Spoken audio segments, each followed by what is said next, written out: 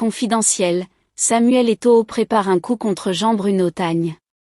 Selon des informations explosives provenant du confrère Le TGV de l'Info, d'audacieuses manœuvres seraient actuellement orchestrées pour interdire la sortie du livre L'arnaque de Jean-Bruno Tagne. Les révélations font état d'une rencontre entre le président de la FECAFOOT, Samuel Eto'o, et le procureur général Ntamak, suggérant une possible tentative de censure du livre par le biais d'une action en référé. Les détails précis de cette prétendue manœuvre restent encore à être dévoilés, mais l'annonce de telles actions soulève des interrogations sur la volonté de certains acteurs d'entraver la libre circulation de l'information, notamment lorsqu'elle met en lumière des aspects critiques de la présidence d'Eto'o à la FECAFOOT.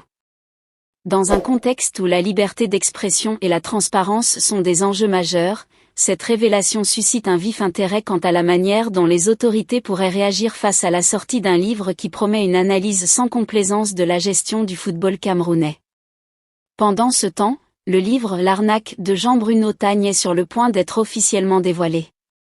Prévu aujourd'hui à la librairie des Peuples Noirs à Yaoundé, cette sortie coïncide de manière symbolique avec le 2e anniversaire de la présidence de Samuel Eto'o à la FECAFOOT. Dès la 4e de couverture, on annonce un ouvrage critique détaillant les échecs et les controverses de la FECAFOOT sous la présidence d'Eto'o.